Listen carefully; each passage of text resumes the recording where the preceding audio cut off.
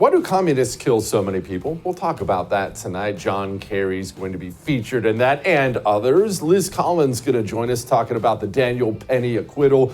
Derek Chauvin needs a new attorney. Josh Hammer's going to join us, talk about what the Democrats are doing to subvert Donald Trump already. All that and more coming up on I'm Right.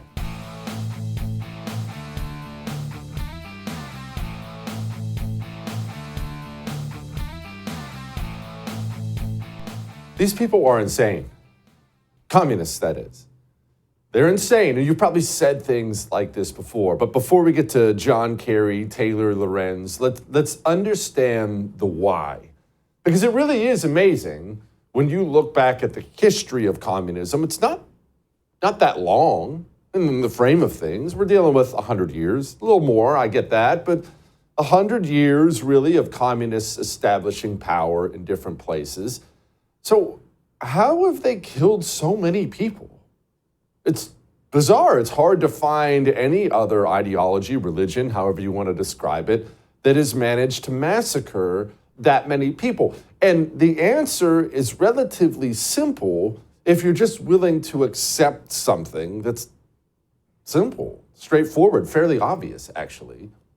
You see, Alexander Solzhenitsyn, a great Russian writer and former prisoner in the Gulag system in the Soviet Union, called communists the enemies of humanity. That's one way to put it, but it doesn't necessarily explain everything.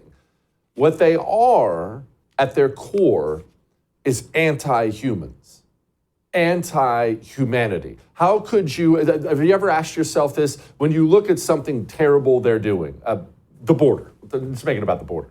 How could they just let in all these murderers and rapists? Well, let me ask you, why don't you want murderers and rapists here?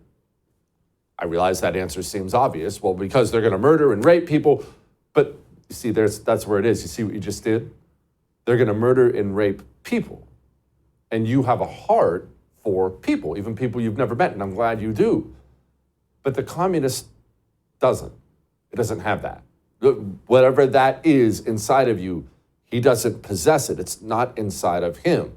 He is a revolutionary fighting a revolution against the current system, against everything that is. And when you combine that revolutionary spirit with no care whatsoever for human beings, well, what can't you do to other humans? If humans don't matter, if you're not a unique God-breathed soul who has your own characteristics, the things you're supposed to accomplish on this earth, loves, hates, friends, family members, if you're none of those things, none of the things that make you a human being, if you're just an ant, well, why couldn't I kill you? How many ants would you kill? How many ants would it take for you to kill if you were walking around just stomping on ants? How many ants would it take before you felt bad? It's kind of a ridiculous question because you'd never feel bad. They're ants. You'd never feel anything at all. That's how the communist feels about all humanity, all human beings. It's why they were called enemies of humanity. It's why I and many others have called them anti-humans. It really, at their core, comes down to that. John Kerry came out yesterday. It was in a video. And he was talking about, and I'm going to make this clear, what he's about to say in this video, the things he's proposing in this video will not kill thousands. It would not kill millions. What John Kerry describes right here would kill billions. There's really no polite way to put it. The climate crisis is killing people. It is knowingly, wittingly allowing people to die and infecting them with disease and providing them with air that kills people because we're not willing to take the steps necessary to do what we know we need to do. And every year now, millions of people around this planet are dying because fossil fuel and methane emissions, called greenhouse gas pollution, those methane emissions and CO2 emissions and nitrous oxide and other emissions are escaping into the atmosphere, being fed by the way in which we continue to choose to fuel our vehicles, propel our vehicles, heat our homes, LiDAR factories, and so forth. So, no vehicles? No more being able to move to and fro? No warmth in your home? Factories? The factories have to go?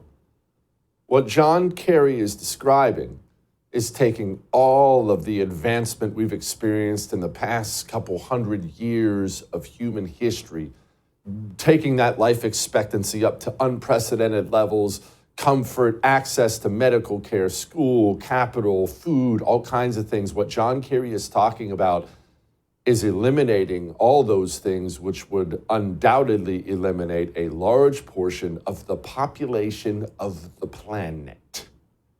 He will sit there on camera with a straight face and discuss the steps that need to be taken to, of course, save us from climate change, but those steps would kill billions of people with a B. Billions. It would wipe out the majority of the population of the planet. Starvation, misery, death like you can't possibly imagine. And so, how could he be like this? Because he knows that. As big of a gigantic boob as John Kerry is, he does know that. You start talking about removing fossil fuels. I hate that term. That's a commie term, but fossil fuels. Talk about eliminating factories. It doesn't take a genius to follow that line down and figure out, wow, billions of people will die. So why does he say it? Because he doesn't care. Billions of people? Would you cry over billions of ants?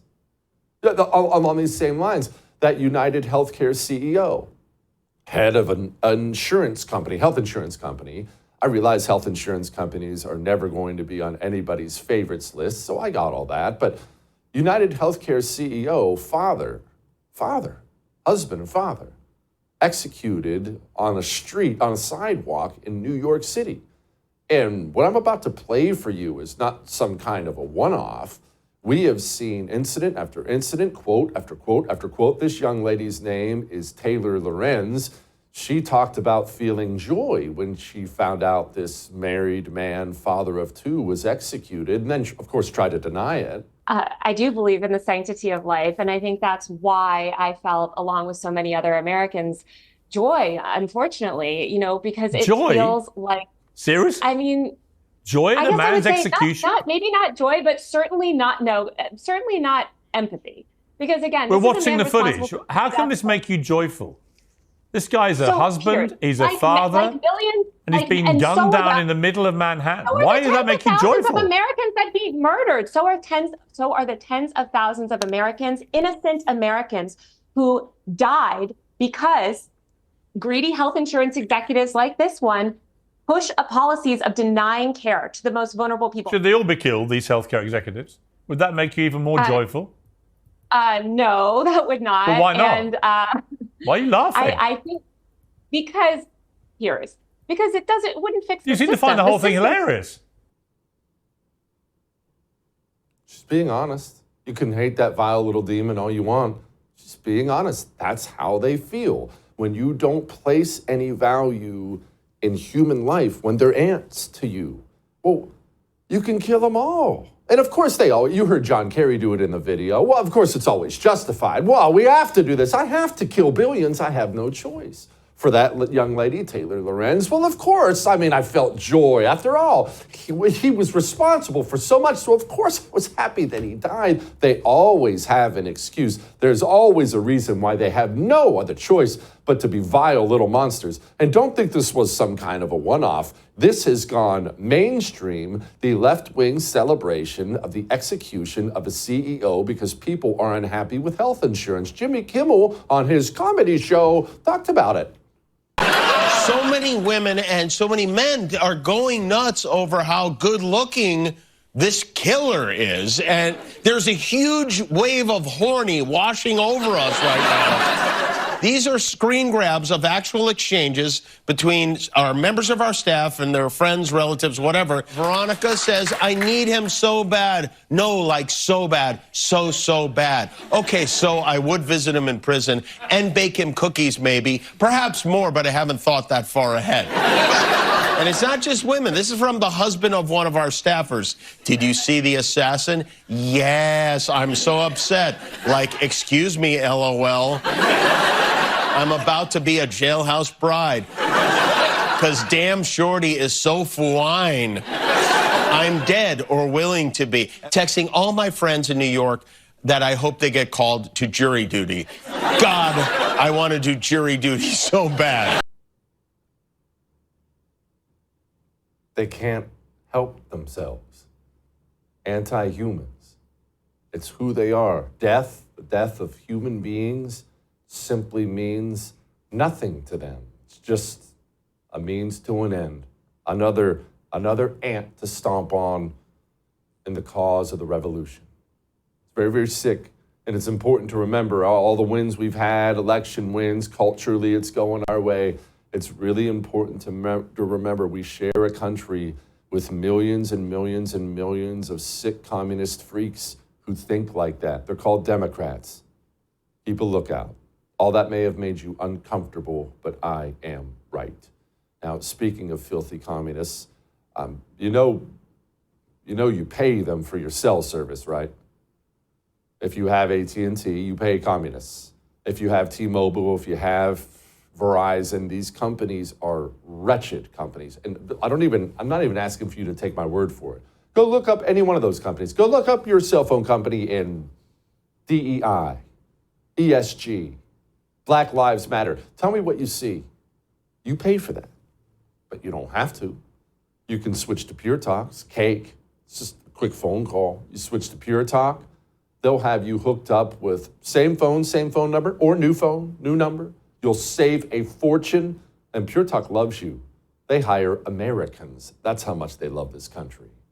It's time to switch. 'Tis the season. puretalk.com/JesseTV. We'll be back.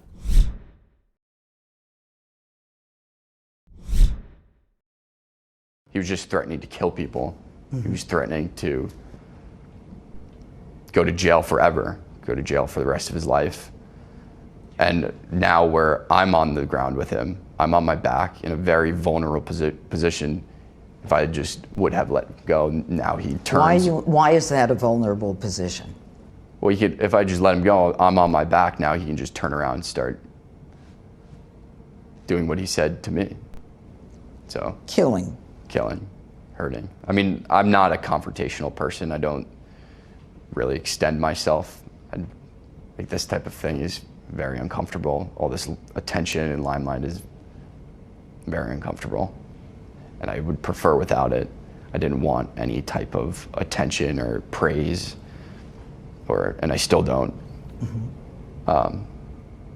The guilt I would have felt if someone did get hurt, if he did do what he was threatening to do, would never be able to live with myself. And I'll take 1 million court appearances and people calling me names and people hating me just to keep one of those people from getting hurt or killed. There are still men out there, rest assured. Joining me now, Liz Conlin, journalist with Alpha News, one of the good ones out there. Liz, okay, obviously it's a great thing that Daniel Penny is a free man. It's a great thing that men like that still exist to protect women and children in this society. But Daniel Penny is hardly made whole, having been put through a public trial. I'm sure he'll need security at some point now because of the animals in the streets that are going to be after him. That's not justice. Just an acquittal is not justice. Yeah, we heard some of that messaging yesterday, right? Calling for vigilantism in the wake of all of this, property damage, perhaps, things that would be worse.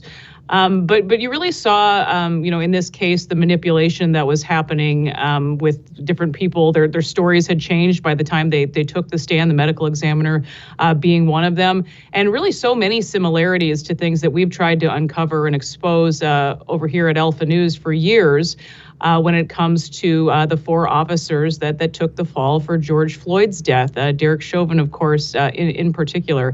But you do kind of think that perhaps this is a new day, that a lot of this can be exposed and people can accept the truth for what it is. and really see how this justice system has been weaponized against so many. Liz, obviously you were all over that Derek Chauvin trial. I understand he's getting a new attorney. I'm pretty sure I know where this is going, but if you wouldn't mind, speak to some of those similarities you see, because I saw them too. It was laid out crystal clear how evil, legitimate systems have become in this country in certain places. Yeah, the latest developments with Derek Chauvin, we actually just had a recent conversation with him from prison. Keep in mind, he was stabbed 22 times about a year ago now by a former FBI informant who had just a couple years left in his prison sentence. But he has a new attorney now. It's a 15-page petition that so far has been filed with the court.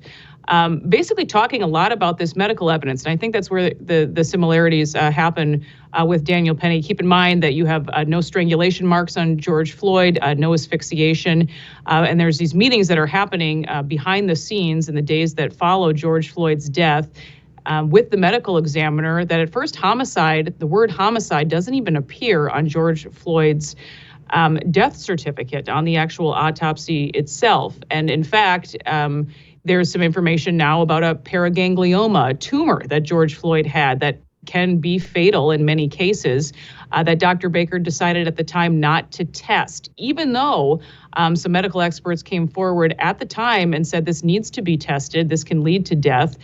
Dr. Baker brushed it off and did not do that. And these medical professionals tried to get that information, even to Judge Peter Cahill at the time, and that was ignored. These are things that Chauvin himself was not even aware of until about 2023, according to this latest filing. And we've uncovered many conversations that took place. Dr. Baker saying, well, what happens, if my findings don't line up with the public narrative? This is the kind of case that ends careers. Really talking about that pressure he was under in this case. So I think so much more of that will come out, and I think pretty soon here in Minnesota. Liz, I realize you're not a trial attorney, so I'm asking your opinion on something, but just given what I know, lots of it from you, Derek Chauvin surely is not only going to get out of prison, someone's going to stroke that man a fairly large check, I would assume, right? The thing is, people think, Trump will be in office again. He can just be pardoned. Well, this is a pretty complex legal matter because we have a state sentence and a federal sentence that are wrapped into this. So President Trump would really only have so much power here. His new attorney seems to think that asking for a new trial is perhaps the best route here. Many people agree that Derek Chauvin did not get a fair trial in the end. This is a jury that was not sequestered. This takes place in Hennepin County, where buildings had burned and people had died in days of rioting, the worst rioting in history. So how could someone like that stand to get a fair trial? Also, George Floyd's family awarded $27 million during jury deliberations in Derek Chauvin's trial, something that I think people forget about as well. Just this immense pressure that's taking place right there. $27 million for those dirt balls. Tell me about Minnesota now. What's happened to Minnesota? Yeah, so we that's the reason we went ahead with the documentary, The Fall of Minneapolis. I mean, it's called that for a reason. Pretty sad what has transpired here. Police department depleted, skyrocketing crime that continues. And we also have a new sequel to The Fall of Minneapolis that I hope people will watch. Something we did not want to do either, but these dots, it seems, reporters don't connect. So this is called Minnesota versus We the People. You can actually find it on Alpha News, alphanews.org, or also thefallofminneapolis.com. You can watch it for free, but it's about a 50-minute documentary. Jesse, we've had 5 first responders murdered, die in the line of duty in a 13-month time period in Minnesota. And of course, it is connected to the lies that took place beginning in May of 2020. How's it connected, Liz? Well, it's this danger, this lies, and the lawfare that police officers, especially in Minnesota, have been the front lines and receiving here in this state. The good guys becoming the bad guys, and our corporate media has helped to push this dangerous narrative from the very beginning that's not backed up by fact. And ultimately, people are paying the price for these politics in this state. Liz, what kind of a blowback has there been against all this evil? We've seen places like even California. I realize it's still blue. It got redder in New York, even though it's still blue. It got redder. There's very clearly some sort of an appetite, even in blue places, to push back against all this defund the police stupid stuff. Are you seeing that in Minnesota, or is Minnesota just freaking gone? Yeah, we saw a lot of that pushback, actually, in fact, which is included in this new documentary. There's a Minnesota State Trooper, Ryan Londrigan is his name, charged with murder yet again in a high-profile incident. But finally, you have community members showing up to the courthouse. They're wearing T-shirts in support of Ryan, members of law enforcement, retired, current. He basically followed his training the night that a man was shot and killed on the highway, but yet they're trying to, put him behind bars for life for following that training, basically saving his partner's life. It's a case that I hope people will watch again in Minnesota versus We the People. But you saw the people rise up in that situation, and you had murder charges against this state trooper dropped. And I think there is a connection. People, their eyes have been opened, and they are pushing back. Good. Minnesota versus We the People. I hope people go watch that. Liz, thank you so much. I appreciate it. All right. I want to talk to you about waking up in the morning. You should see me when I wake up in the morning. Not that I want you to do that, but you should see me. I wake up and I feel good. Every day I wake up and I start smiling. And it's because I get a good night's sleep. And when I feel like I'm not going to, because I do the same things you do, if you're kind of, dragging a little bit in the afternoon, you grab a cup of coffee, maybe the stresses of the day, you're worried about staying up at night, why don't you try Dream Powder? Just try one bag of it. It's hot chocolate. Only it puts you to sleep. It's from Bean. You see, I have the cinnamon chocolate, but they have peppermint white mocha and all these other, the brownie batter. They have all these great flavors. It's the best cup of hot chocolate you'll ever have in your life, but it's got natural things in it, melatonin and stuff like that. And you just sip on a cup of hot chocolate. That's what I do right before bed, and I just kind of zonk out. But when I wake up, I don't have that grogginess. Oh my gosh, I feel good. Every single morning I feel good. You want to feel good every morning, ready to take on the day? Go to shopbeam.com/Jesse Kelly. It'll save you a pile of money. Just try one bag. You'll never look back. We'll be back.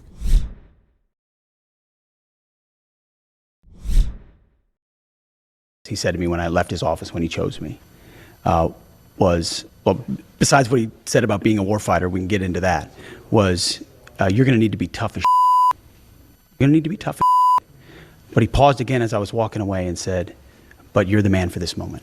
I chose you because you're the guy that's going to put the war fighters first. We haven't had that.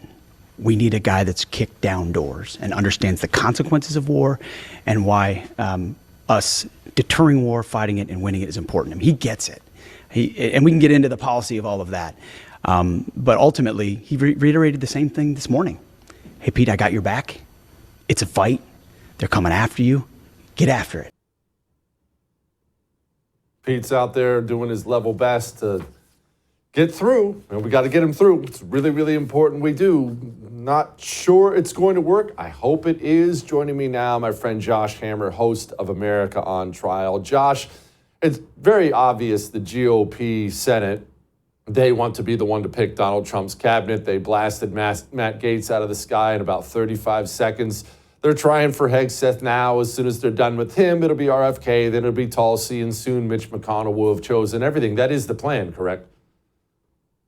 Jesse, I think that Pete Hegseth has the votes to get confirmed. I think that Pete Hegseth is going to get confirmed. And more to the point, I think it is absolutely crucial that he get confirmed? First and foremost, because of the reason that you just said. Matt Gaetz already withdrew basically in the blink of an eye. I mean, has Donald Trump learned any of the lessons from the last time around or not? I mean, you and I both know, Jesse, that one of the biggest problems from Donald Trump's first term was that he was constantly thwarted left and right from people within his administration, from people outside his administration, from the deep state, from the shallow state, from the Congress to the activist K Street. You know what? Are you going to get in there on January 20th? Are you going to resume the Oval Office, sit down on that resolute desk, and are you going to demonstrate that you are actually in command of your own agenda, or are you going to let these people derail your agenda before you have even started? Even more to the point, are you going to let them derail your agenda with the most slimeball gutter politics in all of politics? This is just Brett Kavanaugh 2.0 what they're trying to do to Pete Hegseth. This NBC News article from a week ago with all of these anonymous, unsourced allegations. They won't even go on the record to say that Pete Hegseth allegedly had a drinking problem. This rape allegation, which is completely implausible. The woman didn't even report it to the police until like 4 days later. Anyone who's ever worked in that field knows that an actual real rape victim basically goes immediately to the police there. So I'm not buying it. And, you know, people like Joni Ernst has already said that she's planning to support Pete Hegseth. She phrased that in a very kind of lawyerly, very clever fashion there. Maybe a Murkowski or a Conlin goes wobbly there, but I think that Pete Hegseth is getting confirmed, Jesse. And it is so important for Donald Trump's term 2 imperative that he gets all of his major picks, especially, as you said, in light of the Matt Gaetz withdrawal. He's got to get the Secretary of Defense nominee there.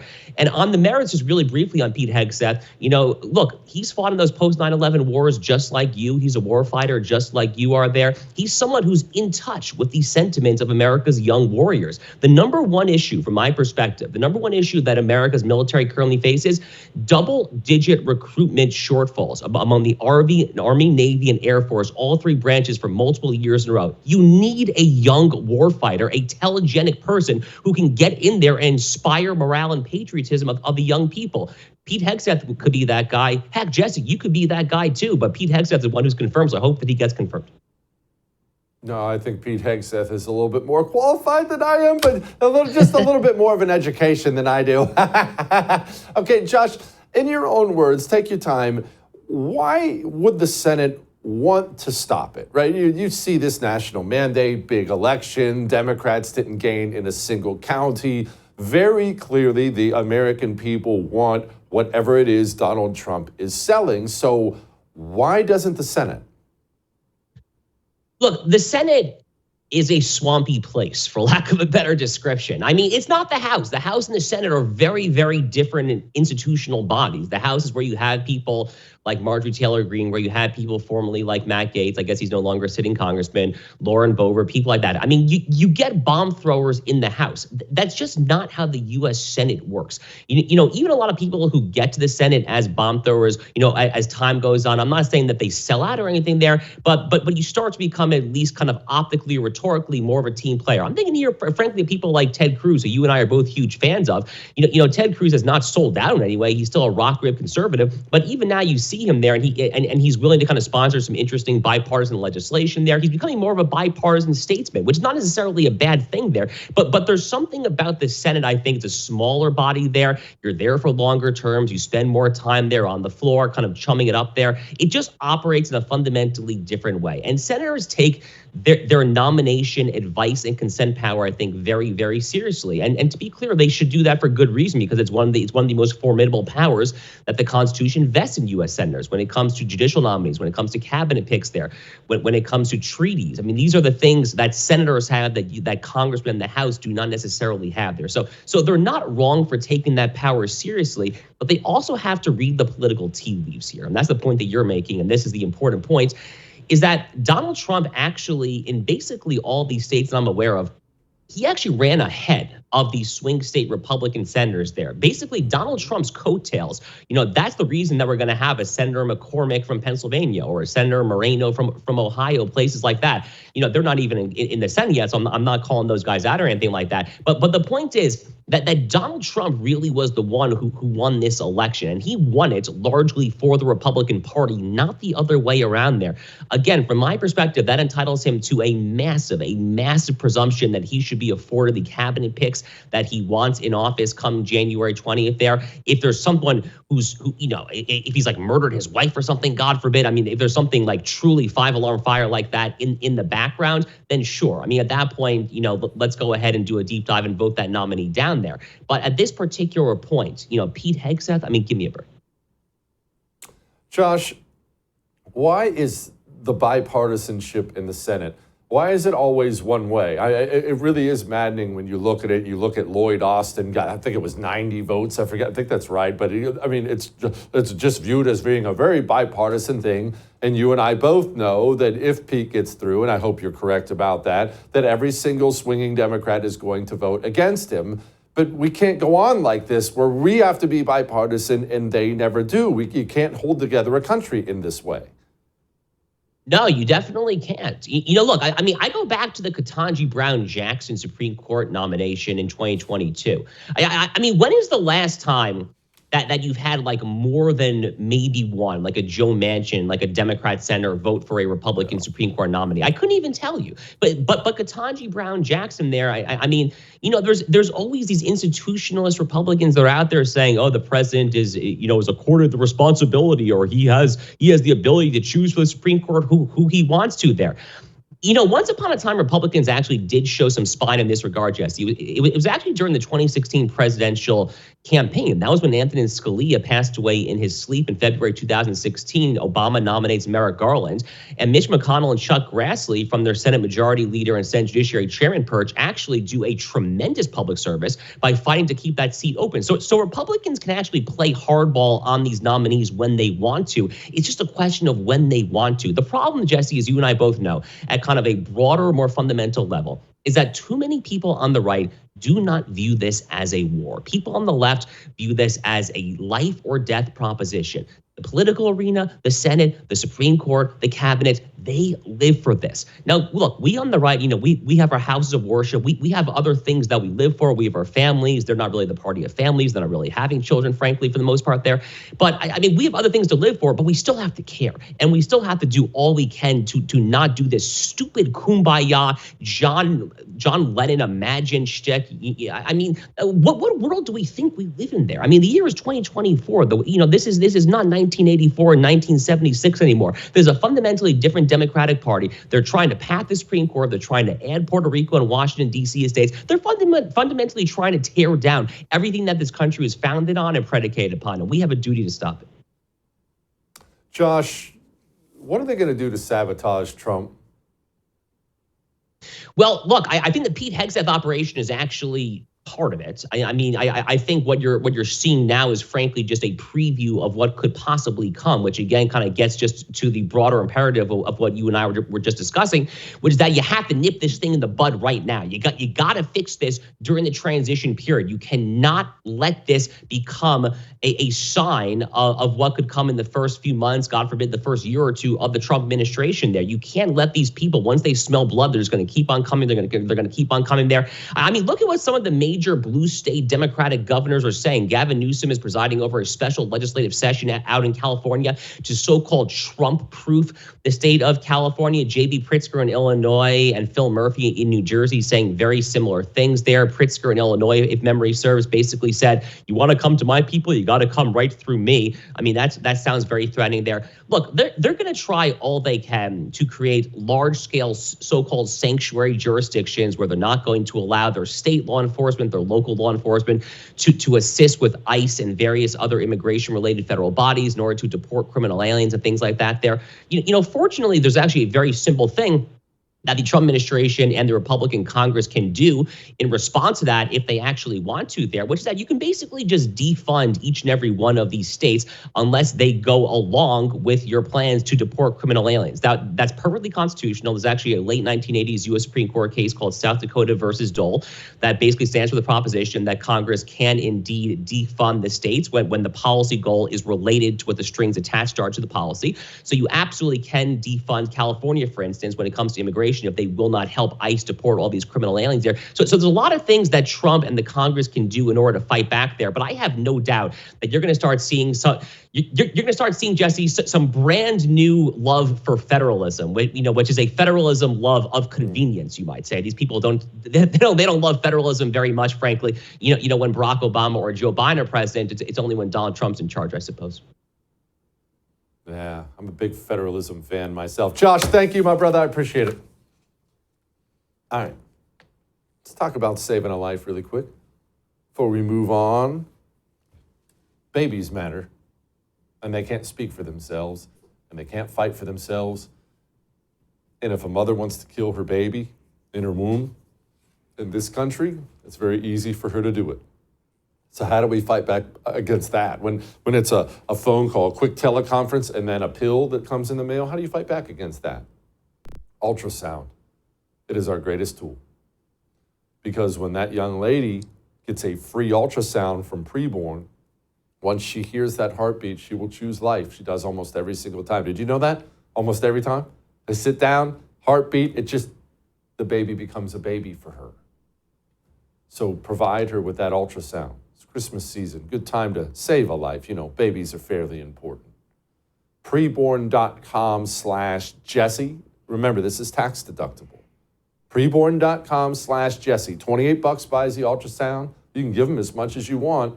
They're out there saving 200 lives every day. We'll be back.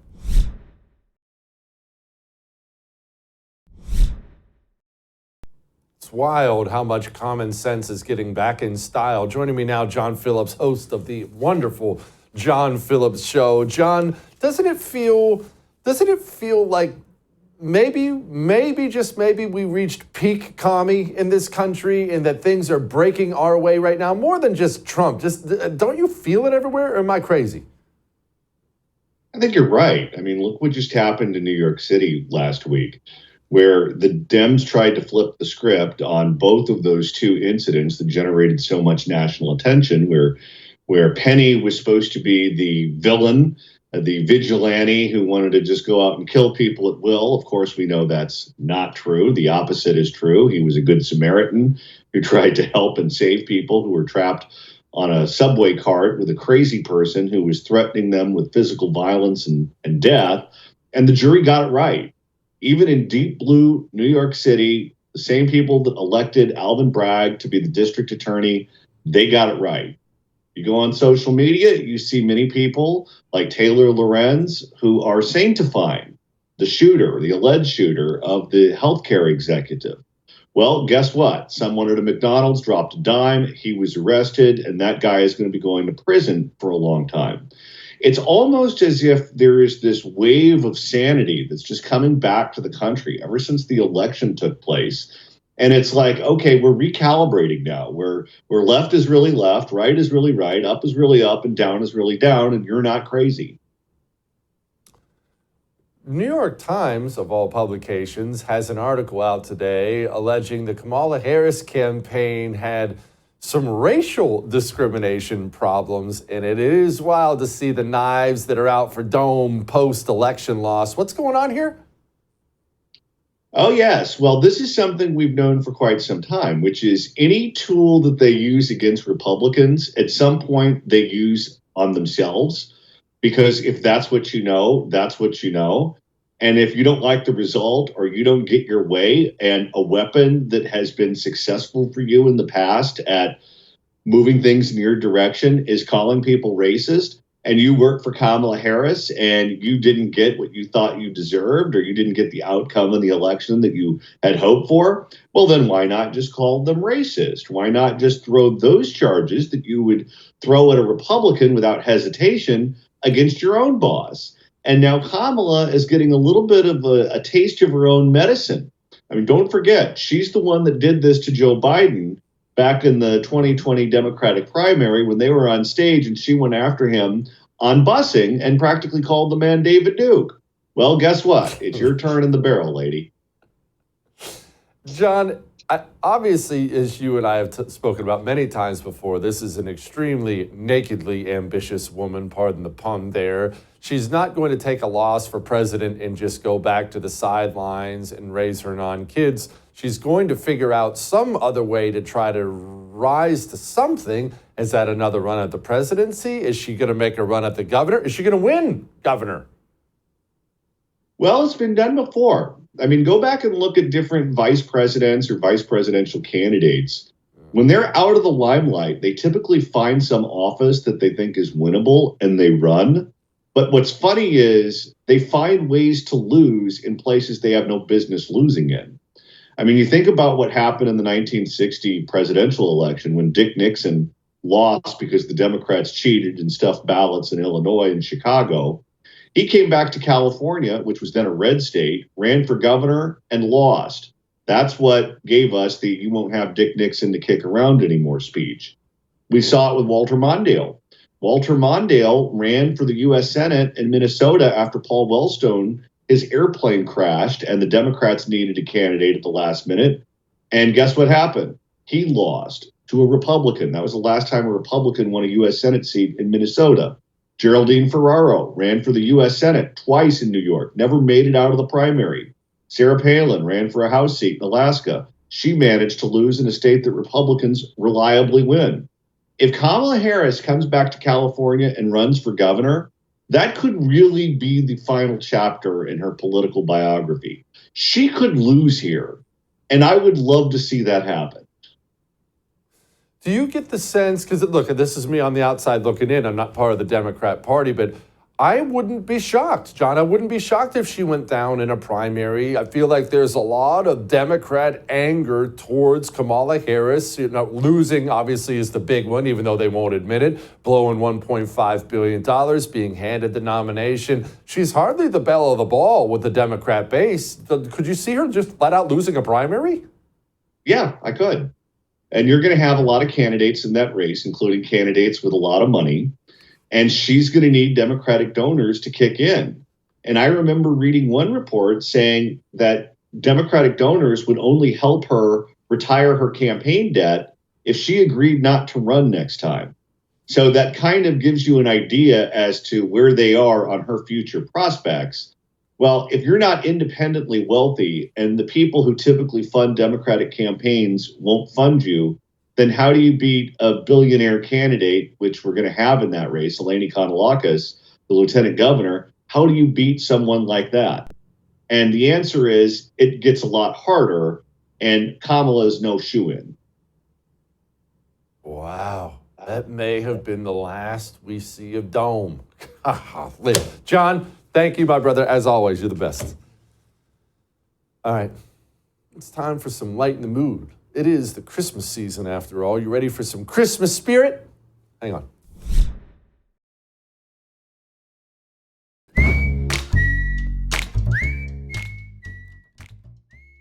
All right. It is time to lighten the mood. And before we get to this, I want to remind you that you can subscribe to my YouTube channel if you like. It looks free. If you like funny little shorts and little goofy things we do, go subscribe to the YouTube channel, youtube.com/@JesseKellyDC, or just take your little phone and scan that little thing there. Subscribe to it. That stuff will pop up and you can enjoy yourself. Now, on to lighten the mood. It is the Christmas season, and I'll be honest, I've been a little delayed this year. Normally about the 1st of December, I'm in there. But I'm starting to get in the Christmas spirit pretty heavy. When I see cars like this, makes me want to do it to mine.